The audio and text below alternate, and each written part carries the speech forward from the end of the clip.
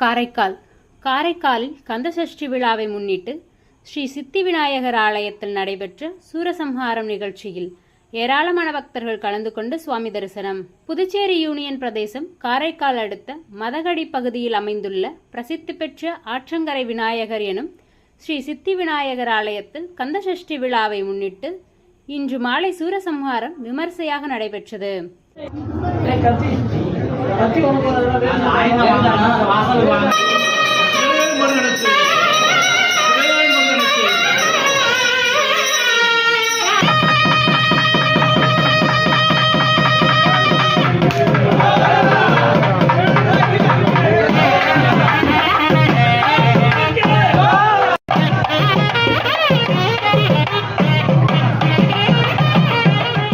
கந்தசஷ்டி விழாவை முன்னிட்டு ஸ்ரீ முருகப்பெருமானுக்கு சிறப்பு அபிஷேக ஆராதனையும் அதனைத் தொடர்ந்து வேள்வாங்கும் நிகழ்ச்சியும் மகா தீபாராதனையும் நடைபெற்றது.